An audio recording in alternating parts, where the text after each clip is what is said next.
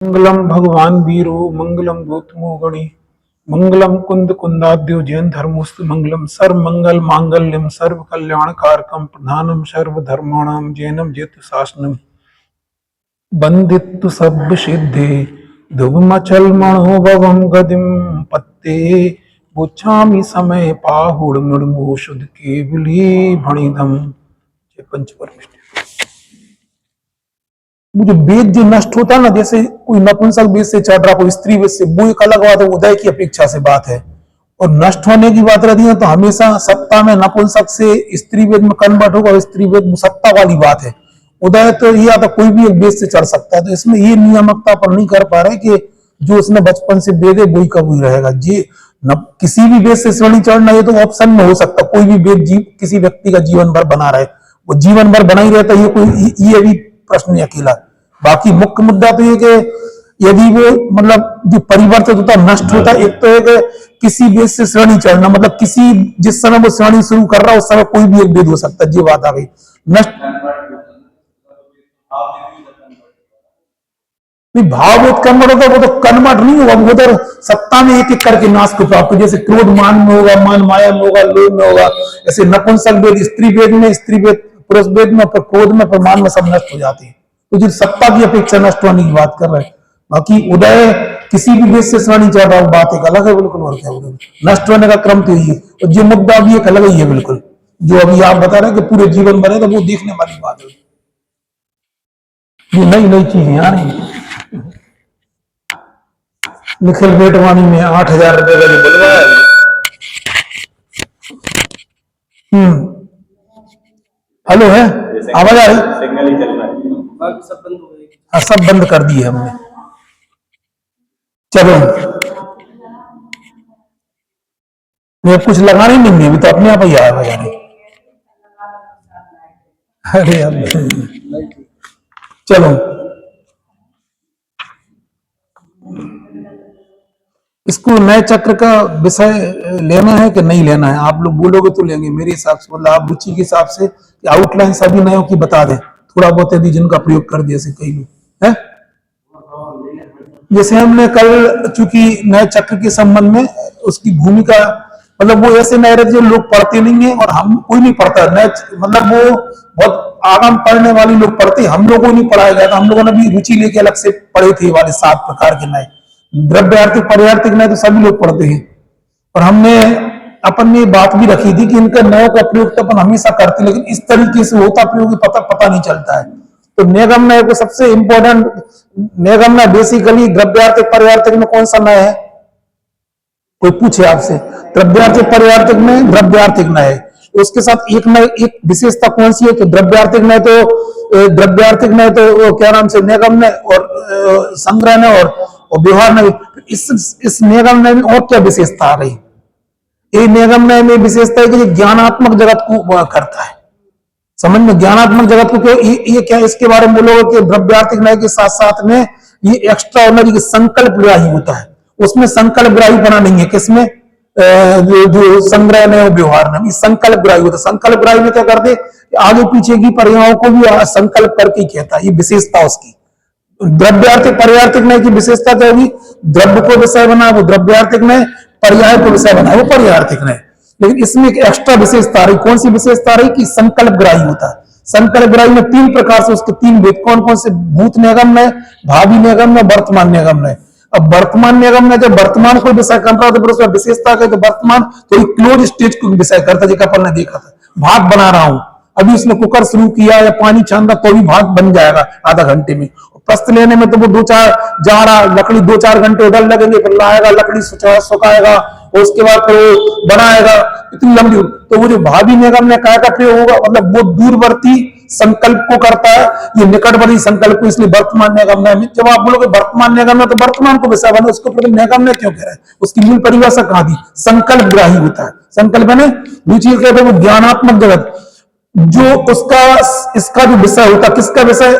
निगम का जो विषय होता है वो सामने हुए कोई जरूरी नहीं होता, वो असत कल्पनाएं भी करता है। असत कल्पनाएं में जो गल में, जैसे अपन को मकान एक बनाते अपन और 50 तरीके के विकल्प कर देते, वो संबंधी मकान तो केवल सगत में एक ही रहेगा, लेकिन 50 तरह के उसको विकल्प होते हैं, और ये होते भी हैं। इनका प्रयोग क्यों कर दे? इनके प्रयोग के बगैर अपन है ना मोक्ष मार्ग में आगे बढ़ ही नहीं सकते, कोई भी लोक में कोई काम नहीं। इसलिए प्रकार से निगम न्याय का हम लोग को बाबूजी समझाते थे पहले, निगम न्याय का पेट बहुत बड़ा है, सब हर प्रकार के संकल्प को ग्रहण कर लेते हैं, इसलिए उसकी उपयोगिता और प्रयोग अपन करते हैं। कल अपन ने क्या क्या समझा था, प्रस्थ का समझा था, भात पकाने का समझा था, और भगवान महावीर के जो कल्याण का अपन मनाते हैं और पंच कल्याण की घोषणा करते हैं, उसमें कभी नहीं कहते आज अब भगवान का अब आज राजा सतदेव का दरबार लगेगा, अब भगवान को वो अवैना बिल्कुल होगा, तो ऐसा भगवान का जन्म हुआ, ये सब क्या है संकल्प ग्राही नहीं होती। थोड़ा सा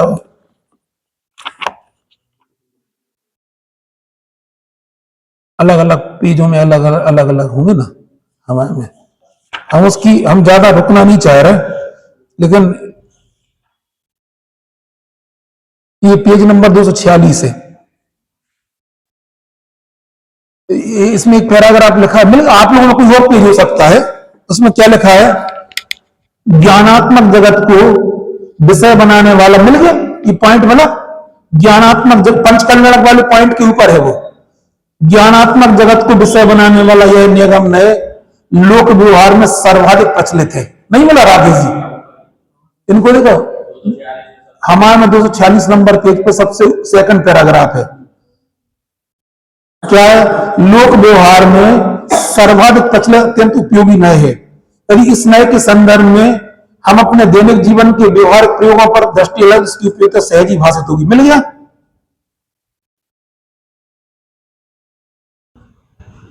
पंचकल्याणक प्रतिष्ठा महोत्सव भूत निगम नय के सशक्त उदाहरण है, एक कोड़ा कोड़ी सागर पहलू ऋषभदेव उनके पंचकल्याण को वर्तमान में होने वाले पंचकल्याण प्रतिष्ठा महोत्सव वर्तमान बती व्यवहार किया जाता है। आज नीलांजना तो नीलांजना तो पहले चली गई, राजा ऋषभदेव दीक्षा ग्रहण करेंगे, प्रतिष्ठाचारी द्वारा इस प्रकार की सूचना होती, वो क्या होती, काय के उदाहरण है, सब काय के हैं जी, कौन से निगम नय के, भूत निगम नय के उदाहरण है बिल्कुल। फिर है ना, हाँ एक और यहां पे फिर और एक पेज पलटो आप, आगे लिखा है, नीचे लिखा है कि अनिष्पन्न कार्य में निष्पन्न कार्य जैसा व्यवहार करते अपन, मेडिकल कॉलेज में प्रवेश छात्र को क्या कह दिए अपन, डॉक्टर कह देते हैं, कहते कि नहीं कहते, राजपुत्र को क्या कह देते, राजा साहब कह देते हैं। इसी प्रकार ऐसे शादी होना होती किसी लड़के की, तो 4-5 दिन पहले मेहमान आए उनको दूल्हे राजा कह दीजिए, जबकि दूल्हा तो कब बनेगा, वो खूब प्रचलन है इस टाइप के, इसको दूल्हे राजा भैया, जैसे पहले अपन लोग एक हफ्ते पहले शादी में पहुंच गए, फिर जिसकी शादी होना उसको सब लोग, जबकि ना वो कुछ हल्दी लगाए ऐसे घूम रहा है, समझ लो लुंगी लगा के घूम रहा है, तो क्या बोलते उसको, ये दूल्हे राजा है। अब दूल्हे राजा तो जब वो शहर क्या बांधेंगे तब कहेंगे, लेकिन ये सब व्यवहार है, उन्होंने बोला, इसलिए बोला है कि सबसे ज्यादा ये क्या कहते, सबसे ज्यादा इसका प्रयोग करते काय का, निगम नय का, काय का संकल्प के आधार पर। मेडिकल कॉलेज में पहले कोई भी, हम कह रहे हैं आप मेडिकल कॉलेज में ले लो, और फिर किसी शादी प्रोग्राम में लो, डॉक्टर साहब आइए, डॉक्टर साहब आइए, डॉक्टर साहब, ये सब बोलते थे बिल्कुल। ये सब काय के उदाहरण है, सब ये सब निगम नय की। सेवानिवृत्त न्यायाधीश है, फिर भी उनको जज साहब कहना, समझ में ना, ये सिद्धासा को भरत, कोई भरत चक्रवर्ती कहना, जबकि भरत जी कहां पर है अभी, सिद्धालय, फिर भी उनको क्या कह रहे हैं, भरत चक्रवर्ती। ये सब काय के उदाहरण है, सब ये भूत निगम नय की, ये सब है ना, ये सब प्रयोग करते हैं, और इसको हम ज्यादा नहीं। एक और लिखा है, भावलिंगी संतों को भी सिद्ध कहना, चलते फिरते सिद्धों से गुरु चरणों में शीश झुकाते हैं, हम चले आपके कदमों पर नित्य ही भावना, तो उनको साक्षात सिद्ध कहना। अभी है ना, अभी कल एक प्रवचन जो हमने डाला उसमें इनने महाराज जी ने कुंद आचार्य देव को भगवान कुंद आचार्य देव कहा, भगवान कुंद। अब बताओ, भगवान का तो आपको अतिरिक्त टाइप का लगेगा, लेकिन दूसरों से इतना ज्यादा महत्व कुंद आचार्य देव का कि आज मतलब महाराज जी तक उस चीज को ये कह रहे हैं कि ये भगवान कुंद आचार्य देव। अब भगवान का मतलब भगवान बनेंगे, अभी से उनको भगवान क्यों कह रहे हैं, ज्ञानवान की अपेक्षा से बोलते, इस अपेक्षा से बोलते। अब कल्पना करके देखो, इतना महत्व मोक्ष मार्ग में, तत्वज्ञानी व्यक्ति हो, चाहे मुनिराज हो, त्यागी वृत्ति हो, विद्वान हो, वास्तव में इस पंचम काल में उनका कोई विकल्प नहीं है बिल्कुल। और क्या बताओ, कौन सा भजन सुना विकल्प, तुम कुंद आते हो, सुना जरा।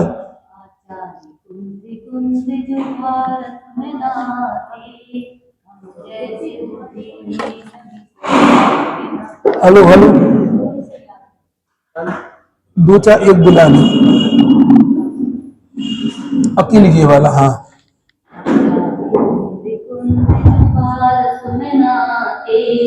हम जैसे दीन भी सम्मान न पाते। जय जय जय जय कुंद कुंद देव।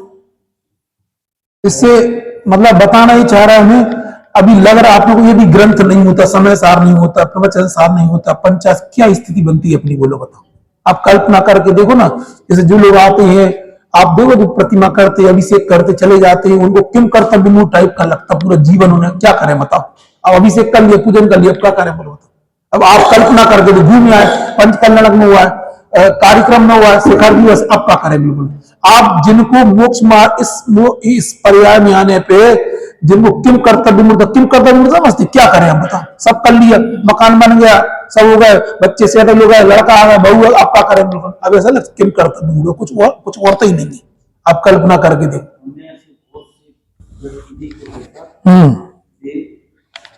पूजा में आते हैं, अभिषेक में आते हैं, कोई प्रकार से बाहर का ऐसा खान पीन नहीं है, कुछ नहीं है, फिर भी कोई जो खुदेवादी की उनके सामने से निकलते हैं और उनको किसी न किसी रूप से कान पकड़ रहे हैं, कुछ भी ऐसा हमने मतलब बहुत से लोग बहुत ही एक प्रकार की बिना मिथ्या थे। ये कह रहा है कि रोज जो अपने साथ अभिषेक पूजन में आते उन लोगों में से कई लोग भी ऐसे करते, कोई कुदेव निकले तो कान पकड़ लेंगे मंदिर के सामने, तो तत्व ज्ञान नहीं है ना, समय देव का पता ही नहीं है, वो तो समझ में ऐसे चल रहा। गोड़ाबाई साहब ने कि सब ये कुल अपेक्षा व्यवहार बात चल रही है, पैदा हुआ इस मंदिर आने लगे बिल्कुल 90 बोलो, तो इसलिए बोलना चाह रहा हूँ है। उनको विनय करेंगे, मतलब चाहे हाँ देखा देखी करे, हाँ हाँ, भगवत तो ज्ञानवान की अपेक्षा से, वो तो सभी ज्ञानवान जीव है, इसलिए भगवान को बोलना चाहते हैं, महिमा की अपेक्षा ही बोलते, भाभी भगवान इसलिए बोलती है, तो अपन बोलते, हम तो बोलना चाह रहे हैं उनकी महिमा आज आपकी सबके हृदय में, जो वास्तव में तत्व ज्ञान से होते, ये ग्रंथ यदि नहीं होते तो हमारा जीवन क्या होता, हम भी कहां पड़े होते, पहले कल्पना करके देखो तो आपको समझ में आएगा बिल्कुल। कल एक प्रश्न आया था, उसका उत्तर देने का भाव हो रहा, जिया जी ने प्रश्न पूछा था रात की क्लास में, दर्शन विशुद्धि भावना सम्यक दर्शन में क्या अंतर है। सबको पता होगा समझ में ना, तीन चीजें आती हैं, सम्यक दर्शन और दर्शन विशुद्धि भावना और दर्शन प्रतिमा। सबके मन में प्रश्न खड़ा होता है और सभी लोग सोचते भी हैं कि इसका क्या, सम्यक दर्शन और दर्शन विशुद्धि भावना में क्या अंतर है। वो तो, और ये सीधी तीर्थंकर प्रकृति के बंध का कारण होती है।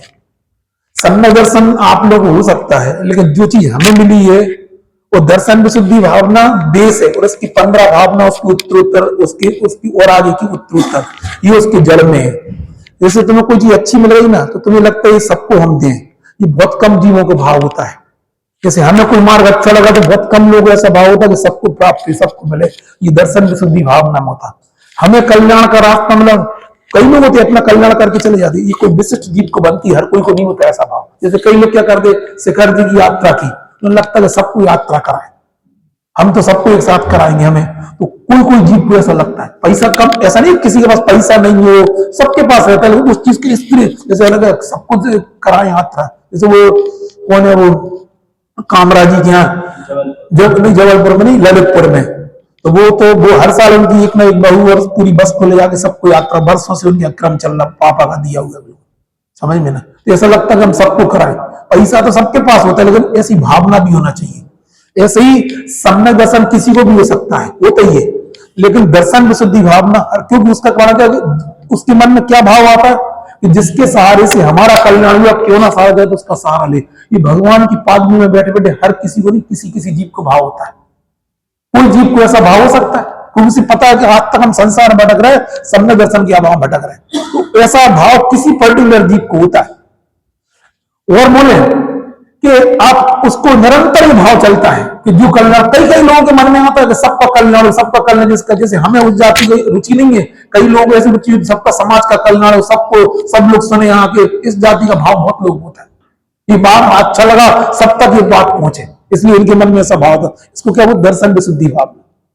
कि वो भी सम्यक दर्शन किसी को भी हो सकता है, लेकिन दर्शन में शुद्धि भावना किसी, वो भी केवड़ी के पादमी में बैठ के होती है ऐसी।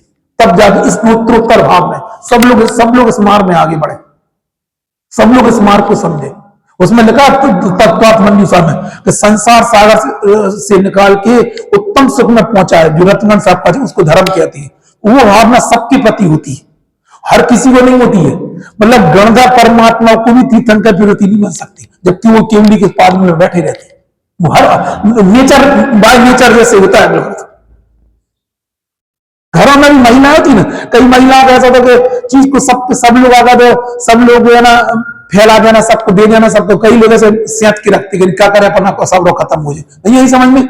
कई लोग ऐसे, कई लोग खुद भूखी रह जाए और मालूम चला वो दुनिया को दिया का खुद भी खुद के लिए। ऐसे हर जीव नेचर रहता है, हम इसको गलत एंगल से नहीं बोल रहे। कई लोग ऐसे सोचते, कई लोग सोचते आज को कल से देखे आज तो बांट दो सब खिलाने में, ऐसे भी होते बिल्कुल। और तो वो नेचर वाइज होती। तो सोचो आप कल्पना करके देखो, गणधर परमात्मा गौतम गंधर भगवान के समोसन में बैठे और उनको ऐसा भाव नहीं हो रहा, और राजा सैनिक नरक जाने वाले वो तीर्थंकर प्रकृति मान रहे हैं। जबकि मान सकते हैं गणधर परमात्मा, क्यों नहीं मान सकते? क्योंकि दो कल्याणक वाले भी होते, तीन कल्याणक वाले भी होते भाई। तो दीक्षा लेने के बाद भी जो तीर्थंकर प्रति मानते वो दो कल्याणक वाले होते, जन्म लेने के बाद जो मानते वो तीन कल्याणक वाले। उनको भाव नहीं होता उससे, वो जाति अंतर भाव होता है। ये राजा सैनिक है, नरक उसी भाव से नरक जाना है, तो वो तीर्थंकर प्रति उन्हीं की केवली को वो गणधर परमात्मा दवा सांग का पाठी भी नहीं मान। वो जात्यांतर भाव होता, हर किसी को नहीं होता। कोई बिरला व्यक्ति होता है जिसके मन में ऐसी भावना होती, सबका कल्याण। मतलब जो चीज से हमारे दुखों का अंत क्यों ना सारा जगत उसका सारा। ये बात बाबूजी ने हम लोगों से कही थी सन 89 में। समय सारसरी ग्रंथ कौन लिखता है, क्यों भाव आया? कुंदनाचार्य देव को, जिसके सहारे से हमारे अनंत कष्टों का अंत हुआ है। क्यों ना सारा जगत उसका सहारा ले। ऐसे विचार जब किसी मनीषी के मन में आते तो समय सारसरी ग्रंथ लिखने में आ जाते। ये अंतर है बेसिकली। और दर्शन प्रतिमा तो सामान्य चारित्रात्मक है। जो सम्यक दर्शन के 8 अंग होते हैं, 8 मदों का त्याग होता है, उनका दृढ़तापूर्वक पालन होता है।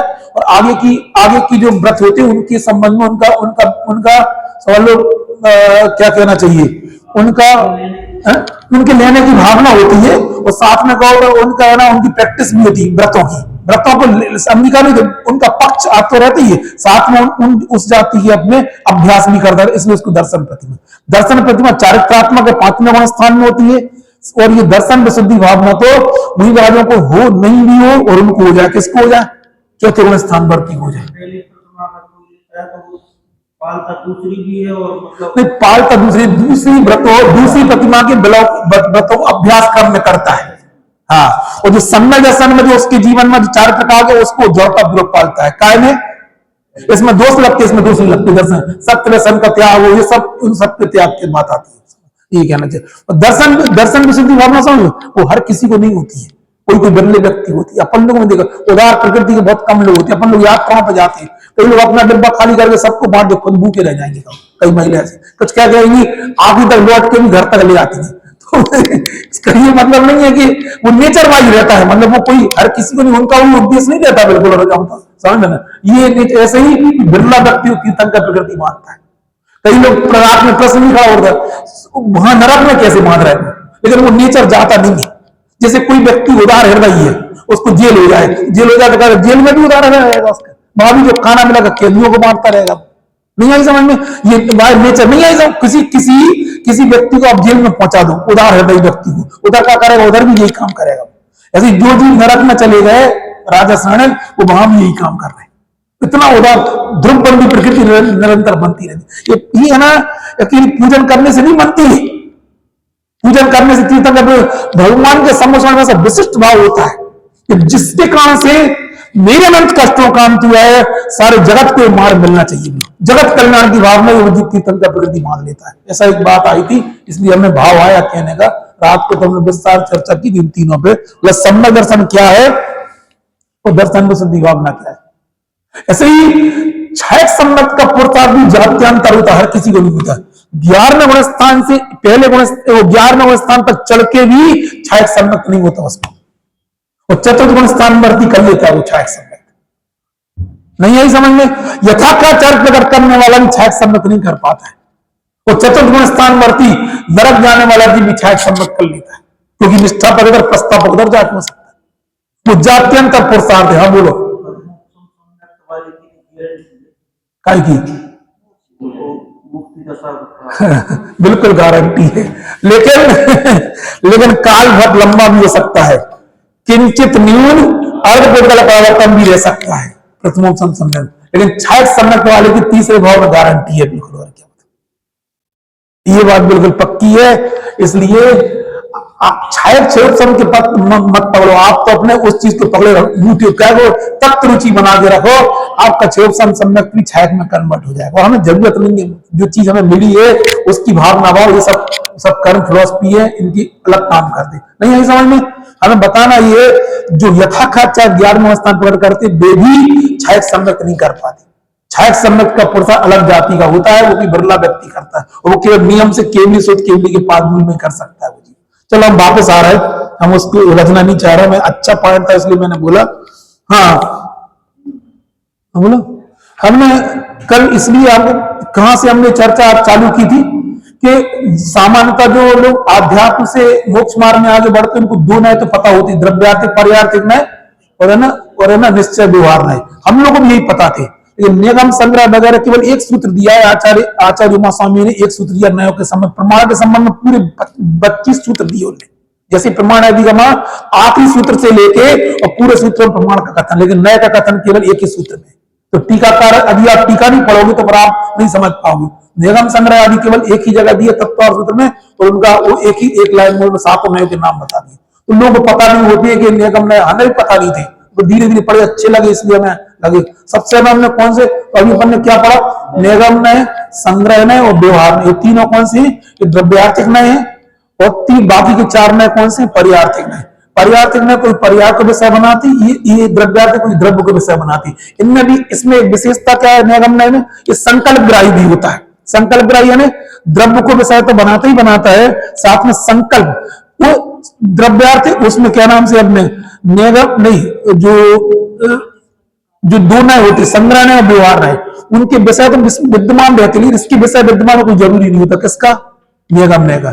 निगम नय ज्ञानात्मक जगत कोई विषय बनाता, क्यों बनाता ज्ञानात्मक, उस संबंधी सत्ता संसार में हो कोई जरूरी नहीं है। उदाहरण कैसे लगाते, जितनी चीजें हम करते हैं संसार में 10 तरह के मकान के विकल्प आते, लेकिन बनता ही कहीं है। इसलिए वो क्या करता, ज्ञानात्मक जगत को सबसे ज्यादा प्रयोग उसका होता है। उसके कौन कौन से 3 वेद बताए, भावी निगम नय, वर्तमान निगम नय और भूत निगम नय। भूतकाल में जो कार्य हो चुके हैं उनको वर्तमान में कहना जो भूत निगम नय है, भविष्य में जो कार्य होंगे, समझ में ना।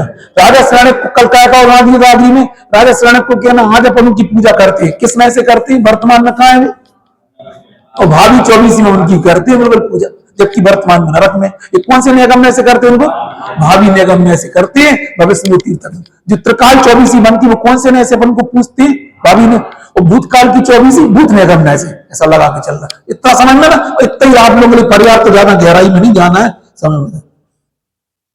हाँ, इसके बाद संग्रह नय, पेज नंबर 251 पे आ जाओ, क्योंकि वो तो संग्रह मिल गया। संग्रह का विषय सत पदार्थी है। सत का अर्थ होता है सत्ता, मिल गया।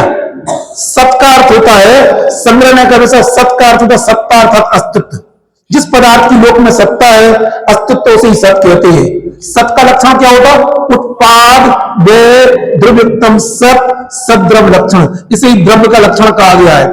तो क्या हुई, सत्ता 2 प्रकार की होती है, एक महासत्ता एक अवान्तर सत्ता। ये भी बहुत बिल्कुल, चलो हम तुम बता दे रहे महासत्ता कैसे कहते हैं जी। वो ये सब प्रवचन सार की बात है, महासत्ता और अवान्तर सत्ता आपने तो पढ़े ना प्रवचन सर। महासत्ता कैसे कहते पता है किसी को? सुन लो, ये जरूरी होती है कि प्रवचन सार के दिए तत्व प्रज्ञापन में महासत्ता और अवान्तर सत्ता कथन आता है, समझ में ना। तो जैसे जिसके आधार पर अन्य मतांतर भी कैसे बन गए वो भी हम आपको बताएंगे। जैसे 3 लोक है, इसमें जीव है, पुर्गल है, धर्म है, अधर्म है, आकाश है, काल है। इन सब में कॉमन विशेषता क्या है, उत्पाद सत। इन सब में क्या, ये भी सत है, ये भी सत है, ये भी सत है, ये भी सत है, ये भी सत है, इनमें सब में सत्ता है। इस पूरे सिस्टम को लेकर महासत्ता बोला जाता है। नहीं यही समझ में मतलब हाँ सबको नहीं लोक में नहीं, इनको सत्सामान्य पूजन में लिखा सत्सामान्य सदा लखते वो छायक दर्शन से भगवान। तो सत्सामान्य को सत्ता मात्र का जो ग्राह्य होता है उसको संग्रह नहीं। इनको क्या किया छह द्रव्य में कौन सी विशेषता के आधार पर संग्रहित कर दिया सत्सामान्य के आधार पर। और उनको भेदी क्यों नहीं अभांतर सत्ता कहलाता है। पहले तो सत्ता दो प्रकार की कौन कौन सी महासत्ता और अभांतर सत्ता। ये सबको पूरी सत्ता इसी के आधार पर कौन सा मत बन गया अद्वैत ब्रह्म का मत बन गया। ये लोग अद्वैत बनते हैं और हम सब किसके अंश हैं पुण्य अपन महासत्ता के साथ साथ में अभांतर सत्ता मानते हैं और वे केवल महासत्ता ही मानते। कौन ये अद्वैत वाले बाबा रामदेव वगैरह जो वेदांत मत वाले ये महासत्ता मानते। हम महासत्ता मानते लेकिन अभांतर है। यदि हम इनको यदि सत्सामान्य के आधार पर इनको इकट्ठा करते हैं तो हम इनको भेद नहीं मानते। मतलब हम यदि संग्रह में से उनको इकट्ठा करते हैं व्यवहार में से हम भेद नहीं करते। इसलिए ये अंतर है अपने। तो सत्ता कितने प्रकार की हुई कौन कौन सी अभांतर सत्ता। महासत्ता कैसे कहती है जो जितने भी संसार में द्रव्य है उन सबको सत्सामान्य के आधार पर एक सत्ता कहना। केवल किसको कहना एक सत्ता को क्या कहलाता है महासत्ता कहलाती है। अब मतलब और उसमें तो आपके सत्सामान्य एक सब सत्सामान्य इसको मतलब सत्सामान्य महासत्ता मतलब उसमें देखते उसमें जी नहीं दिखता है जीव पुद्गल धर्म जहां तक जीव पुद्गल देखे वो अभांतर सत्ता हो गई। फिर वो क्या हो गई वो हाँ केवल एक जैसे सभा है इसको केवल आपको हमने किसी व्यक्ति को पर्सनलाइज कर दिया फिर अभांतर सत्ता हो गई। अभी केवल हम बिल्कुल और कर दो और यही शुद्ध संग्रह का विषय होता है। इसको इन सबको एक सत्ता के रूप में देखना इसको शुद्ध संग्रह बोलते हैं। संग्रह भी शुद्ध संग्रह का विषय वो लिखा उसमें है? हाँ अब जी और एक बात आ गई बिल्कुल कि यदि आप ये कहोगे कि मैं नहीं जा रहा तो जब उसको सत्ता मान देंगे छायक सम्मत को छायक दर्शन का विषय क्या कहोगे आप। अंतर है छायक दर्शन जो होता है वो इन सबका सामान्य अवलोकन करता है जिसको केवली भगवान जिसको छायक दर्शन आप समझते हो। छायक दर्शन और छायक सम्मत में क्या अंतर है कौन बोलेगा। छायक दर्शन और छायक सम्मत में क्या अंतर है। ये छायक दर्शन है तो दर्शनामण कर्म क्या वहां प्रकट होता है और छायक सम्मत होता है दर्शन मोहिनी कर्म क्या वहां प्रकट होता है। सुन लो है हाँ ये श्रद्धा गुण का परिणाम है। फिर सुन लो आप छायक दर्शन और छायक सम्यक ये दोनों में अंतर है। छायक दर्शन दर्शनावरण कर्म क्या वहां प्रकट होता है। इसी को अपन केवल दर्शन भी बोलते इसी को बोलते केवल दर्शन इसी को केवल दर्शन भी बोलते। किसको छायक दर्शन को केवल दर्शन भी बोलते। ये दर्शनावरण कर्म क्या वहां प्रकट होता है और छायक सम्यक जो होता है वो है ना मोहिनी कर्म क्या वहां प्रकट होता है। दर्शन मोहिनी कर्म क्या वहां प्रकट होता है। पहली चीज तो ये जैसे यहाँ पे छायक दर्शन में क्या मतलब महासत्ता का अनुभव नहीं अभी अलग चीज है बता रहे बोला। अब तुमने प्रश्न पूछा एक एक चीज करते हैं क्या बोलना चाह रहे पहले सुनो आप। मैं छदमस्त होते जैसे ये समझ लो भगवान महावीर बैठे हैं यहाँ पे कहाँ बैठे ये भगवान महावीर समोसान में बैठे हैं। ये है ना वो है ना इस तीन लोकालोक को इस तरीके से वो समझ लो प्रत्यक्ष देख रहे हैं। ये समझ लो हमारे साथ छह द्रव्य है इसको केवल सत्सामान्य को विषय बनाते हैं। सत्सामान्य को तो वो क्या है उसका काम क्या है। पहले तो आप दर्शन गुण और ज्ञान गुण में अंतर करो। दर्शन गुण और ज्ञान गुण में क्या है दर्शन गुण और ज्ञान गुण में क्या अंतर है बताओ। ये होता है इसको बोलते सामान्य प्रतिभास। ये है सामान्य प्रतिभास ये होता है विशेष प्रतिभास। इन छह द्रव्यों को सामान्य रूप से प्रतिभासने वाला होता है छायक दर्शन। ये भगवान महावीर का छायक दर्शन नाम का गुण है। कौन सा है एक छायक दर्शन। सभी लोकालोक मतलब हम छह द्रव्यों को अलोकाकाश भी ले लेना तो पूरे छह द्रव्यों को सामान्य रूप से प्रतिभासने वाला कौन सा गुण कौन सा होता है उसको छायक दर्शन बोला जाता है। भैया फिर सुन लो ये नए है जिसकी बात कर रहे हैं जिसको तुम लोग महासत्ता कह रहे हैं बहुत जमीन आसमान का अंतर बता रहे हैं जिसको वो तो सम्यक शुद्ध ज्ञान का अंश है और जे हम बोला छायक दर्शन अलग अलग तरीके से आपको डिफाइन करना पड़ेगा नहीं तो आप कुछ का कुछ सोच लो। तो सुन लो अच्छे ढंग से। नहीं होता प्रमाण पूर्वक होता है। प्रमाण क्या होता है? प्रमाण में ज्ञानात्मक होते, ये हम दर्शन गुण की बात कर रहे हैं। अरे 4 कर्म होते कि नहीं होते? कौन कौन से? ज्ञानावन कर्म, दर्शनावन कर्म, मोहिनी कर्म और अंतरा 4 घातीय कर्म होते कि नहीं होते? ये छायक दर्शन जो प्रकट होता है, इसका काम है सामान्य प्रतिभास। जिन द्रव्यों को केवल ज्ञान विशेषपणे प्रतिभासता है, उन्हीं द्रव्यों को, उन 3 लोक को छायक दर्शन सामान्यपणे प्रतिभासता है। तो जो हम अभी बात करें वो अलग चीज, उसका नाम है शुद्ध संग्रहणय। अब और सुन लो, शुद्ध संग्रहणय क्या करेगा कि शुद्ध संग्रह में इन 6 द्रव्यों को सामान्य विशेषता के आधार पे संग्रहित करके सत सामान्य कहेगा। जमीन आसमान के अंदर समझ में आया ना? नहीं आया समझ में? छायक दर्शन का काम क्या है? उनको सामान्यपने देखना। क्या करना? सामान्यपने। ओके, और छायक ज्ञान का काम क्या है? इन द्रव्यों को विशेषपने जानना। बोलो, सामान्यपने देखना, उसको विशेषपने। कौन का काम है? इसका नाम छायक दर्शन का। छायक दर्शन का नाम है केवल दर्शन। चतुष्टय होते भगवान की, केवल दर्शन, केवल ज्ञान। इसका दूसरा नाम है केवल दर्शन। फिर इसके बाद में छायक ज्ञान का काम क्या है? इनको विशेषपने सकल द्रव्य के गुणवंत पर्याय अनंत, ये छायक ज्ञान का काम है। और जो एक ही चीज है, कर्म के क्षय की अपेक्षा से उसको छायक ज्ञान बोलती है। अब तीसरी जो शुद्ध संग्रह वो एक अलग ही आइटम है, वो नए है, वो प्रमाण का अंश है, जो अभी अपने साथ नहीं पढ़ रहे। वो क्या करता है? इन्हीं 6 द्रव्यों को, क्योंकि केवल ज्ञानी परमात्मा को नए नहीं होते, नए हम लोग होते, छदमस्त लोग होते। तो केवल ज्ञानी परमात्मा अपन लोग क्या करते हैं? इन्हीं गुरु एक सामान्य की अपेक्षा से उनको सत सामान्य जगह को संग्रहित करते हैं। तो समझ में आया नहीं? चित्र बना के बता रहे हैं, तो समझ में आई? कठिन तो नहीं लग रहा है थोड़ा? हाँ बोलो, क्या बोले? तो तब जो है ना, ये जो विशेष जो वेदांती मत वाले हैं, उनका यहाँ पे इस बात से खंडन हुआ। नहीं तो यहाँ पे वो कह रहे थे तुम्हारी केवल परमात्मा जो छायक दर्शन, जो छायक ज्ञान उनको है, तो हम भी तो वही कह रहे हैं यहाँ महासत्ता रूप से हम उसको जान रहे हैं। उसका सुनो आप, वो अभी उनका इधर से अपन उनको सत सम्मान के आधार पर उनको देखते हैं, लेकिन केवल ज्ञान को अलग अलग मुझे देखता है ना। अभी हमारी बात सुनो, अपना जो केवल ज्ञान अपन क्या करते हैं, वो उसको सामान्यपने देखते। कौन देखता है? केवल दर्शन, छायक दर्शन के द्वारा इन 6 द्रव्यों को सामान्यपने अवभाषण करते, और केवल ज्ञान के द्वारा उनको विशेषपने प्रतिभाषण करते। वो तो केवल ज्ञान पर। अपन लोग क्या करते हैं? इसको अपन छदमस्त, अपन क्या करते हैं? इनको अपन अब अपने बीच में लगाओ। एक होती महासत्ता और ये होती अवान्तर सत्ता। अब जो महासत्ता है वो कौन से? वो इधर पे किसका विषय? छायक दर्शन का विषय, सामान्यपने एक सत सामान्य। और अवान्तर सत्ता को यहाँ पे क्या बोला जा रहा है? अलग अलग है ना, 6 द्रव्यों को अलग अलग देखना।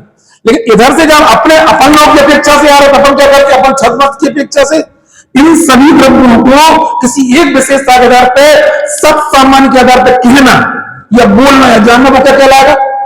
वो महासत्ता को विषय बनाने वाला कौन सा नहीं हो गया? संग्रह है। इन्हीं को भेद करके देखने वाला अवान्तर सत्ता को विषय बनाने वाला व्यवहार में। कौन सा वाला व्यवहार ना? वो निश्चय व्यवहार वाला नहीं, ये संग्रह के बाद वाला व्यवहार। हाँ देखो, हम ये बोलना चाह रहे हैं, आपको लगता होगा ये सब सम्यक दर्शन के विषय है। ये आपको ये बहुत संक्षिप्त बातें बता रहे, प्रवचन सारा बहुत डिटेल में दिया। जिनको पढ़ना है उधर अपना, हम तो बोलना चाह रहे जिनको रुचि अपना पूरा जीवन झोंक दो, क्योंकि ऐसा ना हम इस पर्याय में सच बात बता रहे। कल कोई कह रहा था दोपहर में भी 2 घंटे क्लास चल, मैंने कहा तुम तो 6-6 घंटे चला, बन का है? किसके लिए बन रहा है? अपन लोग ले तो बन रहा। बढ़िया शुद्ध भोजन करो और स्वाध्याय करो और आत्माराधना करो, क्या करें? अन्य मत वाले हैं, हाँ, महासत्ता ही अनुभव करते हैं, तो अनुभव कुछ नहीं करते, फर्जी आइटम बोलते।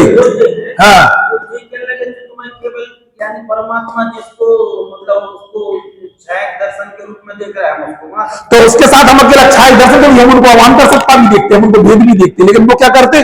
किसी एक विशेषता को आधार बना के नया मत खड़ा कर लेती। बस इतनी सी बात है उनकी, समझ नहीं ना? आप समझो पहले हमारी जो टेक्निक समझो। ये कौन सा है हमारा? बोलो, छायक दर्शन। ये क्या कर रहे हैं? इसका दूसरा नाम क्या? सामान्य प्रतिभास। इसका नाम क्या? सामान्य प्रतिभास। इसी जैसा कौन है? छायक ज्ञान। उसका काम क्या? विशेष प्रतिभास। किसके साथ? जिन द्रव्यों को सत सामान्य के आधार पर सामान्यपणे अवलोकन करने का काम छाया दर्शन का है, उन्हीं द्रव्यों को विशेषपणे प्रतिभासने का काम है छाया ज्ञान का। समझ में ना? अब अपन यहां से आ रहे हैं, अपन लोग छदमस्त हैं, अपन का ज्ञान नहीं, अब अपन यहां से आ रहे हैं, अब बना अपने पास में मति ज्ञान और शुद्ध ज्ञान। मति ज्ञान का काम भी इन्हीं द्रव्यों को सामान्यपणे अवभाषण करने का, लेकिन अपन आवरण इसलिए पर नहीं जान पाते। अपने पास कौन सा ज्ञान आया? शुद्ध ज्ञान आया। शुद्ध ज्ञान कैसा? प्रमाण रूप होता, मैं रूप होता। तो हमने जिनवाणी पढ़ी और जिनवाणी पढ़ने के बाद में जो हमने 6 द्रव्यों का स्वरूप जाना, उसके बाद हमने उसमें मुख्यता गौणता शुरू की। अब कौन सा नया लगाएंगे? अब निगम संग्रह। अब हम क्या करेंगे? इनको अपनी इच्छा से इनको मुख्यता गौणता करना शुरू करें। काय में शुरू करते हैं? ज्ञान में। क्या करेंगे? ज्ञान में, विचार में, विचार में। तो जिन 6 द्रव्यों को जिनवाणी में पढ़ा, उनको ही हमने अपने दिमाग में बिठाला और हमने उनको जाना। ये कौन सा नया हो गया? उन 6 द्रव्यों को क्या महासत्ता के रूप में देखना, ये संग्रह नय हो गया। उन्हीं द्रव्यों को अभांतर सत्ता के रूप में देखना, ये व्यवहार है। तो हम अपने विचारों में ये काम करते हैं और भगवान अपने ज्ञान और दर्शन में सीधे देखते हैं। अपनी कितनी बड़ी अपन लोग चिंतन कर करके विचार जिनवाणी पढ़ पढ़ के काम करते हैं, और वे क्या करते हैं? वे भगवान के ज्ञान में सीधे दिखते हैं। अरे चाहिए केवल ज्ञान, केवल क्या करेंगे इधर? बिल्कुल सब बनवा, सब संभाला, चलो यहां कुछ रखा नहीं है समझ। हाँ, अब बता दो, सुनाओ क्या लिखा है। थोड़ा कठिन लग रहा क्या? लगे तो भी समझ चले, क्या कर सकते हैं? संग्रह का विषय सब पदार्थी है। सत का अर्थ होता सत्ता, अस्तित्व। जिस पदार्थ की लोक में सत्ता है, अस्तित्व है, उससे ही सत कहते हैं।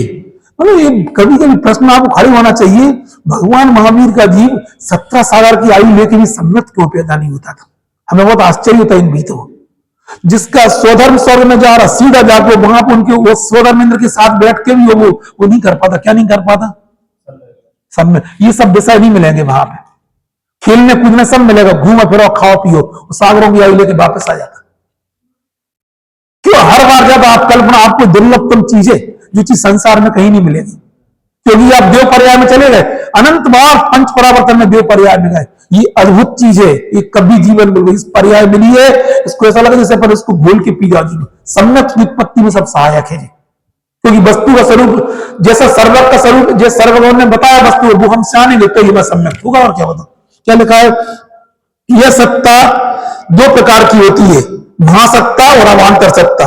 महासत्ता को विषय बनाने वाला संग्रह में होता है, शुद्ध संग्रह, और अवांतर सत्ता को विषय बनाने वाला, अब वो अभी इसमें बता रहे हैं, अभी हमने उसको व्यवहार नहीं गए, उसको हमने क्या बोला? अवांतर सत्ता। इसको ऐसा बोलना चाह रहे कि जैसे इसको हमने इस तरीके से विषय बनाया। किसको बनाया हमने?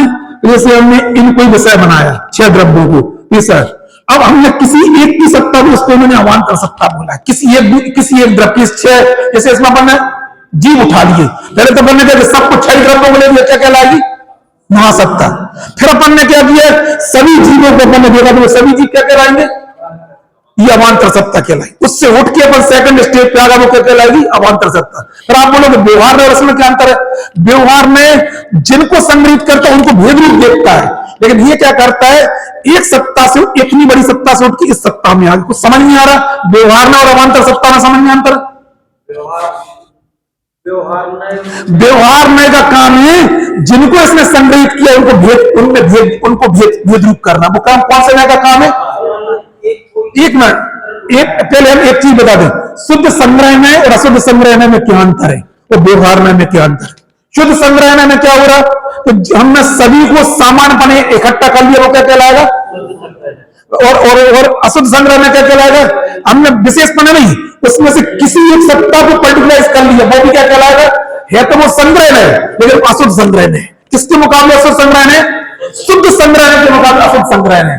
और जिनको हमने इकट्ठा किया था शुद्ध संग्रह के विषय में, उनको भेद करना ये क्या कहलाता है? वो कहलाता है व्यवहार नहीं कहलाता। जीव अजीव क्या बोलेंगे अपन? चेतनता विंशु अजीब है पंचवेदता की। ये कौन से नय का विषय हो गया? ये व्यवहार नय का विषय हो गया। और पहले हमने सभी 6 द्रव्यों को एक साथ इकट्ठा कर रहे थे, उसमें से हमने जीव को इकट्ठा किया, पुद्गल को इकट्ठा किया, वो क्या कहलाएगा? वो है ना अशुद्ध संग्रह नहीं कहलाएगा। ये उसका अर्थ है। बिल्कुल लिखा है यह सत्ता 2 प्रकार की होती है, महासत्ता और अवांतर सत्ता। महासत्ता को विषय बनाने वाला संग्रह में शुद्ध संग्रह में कहलाता है, अवांतर सत्ता को विषय बनाने वाला संग्रह में अशुद्ध संग्रह में कहलाता है। शुद्ध संग्रहण को सामान्य संग्रहण, पर संग्रहण, असंग्रह को विशेष संग्रहण, अपर नामों से अभिहित किया जाता है। संग्रहण का स्वरूप स्पष्ट करते हुए चक्रकार ने कहा है, शुद्ध संग्रहण में परस्पर बोध ना करके सत रूप से सबका ग्रहण किया जाता है, उसकी जाति विशेष ग्रहण करने से भाई अशुद्ध संग्रहण कहलाता है। जैसे मैंने जीव की जाति, पुद्गलों की जाति, समझ में ना, अजीब की जाति। संग्रहण की परिभाषा देते हुए आचार्य विद्यानंद जी ने श्लोक वार्तिक में प्रत्यक्ष और अनुमान प्रमाण द्वारा अपनी जाति का विरोध न करते हुए सभी विशेषों को, नहीं आई समझ में, पूरे जीवों को इकट्ठा करना, पूरे पुद्गलों को इकट्ठा करना, वो क्या कहलाएगा? अवान्तर सत्ता को विषय बनाना, उसी के लोग व्यवहार नहीं, फिर बोला व्यवहार नहीं बोलना, अशुद्ध संग्रहण कहलाएगा। मतलब मूल 6 द्रव्यों को एक जाति अपेक्षा से क्या शुद्ध संग्रहण है, उसमें से भी किसी पर्टिकुलर एक जाति को इकट्ठा करके वो क्या कहलाएगा? अशुद्ध संग्रहण है। और जितने वो हमने इकट्ठा किया है 6 को, उनमें भेद करना वो क्या कहलाएगा? वो व्यवहार नहीं कहलाएगा। अभी आएगी उसकी किसी एक विशेषता के आधार पर अनेक पदार्थों को एकत्र स्थापित करना संग्रहण की विशेषता है। सत्ता एक ऐसी विशेषता जिसके आधार पर हम क्या कर सकते, सभी पदार्थों क्या करते थे, संग्रह कर सकते थे। सत सामान्य की दृष्टि में सभी पदार्थ एक हैं।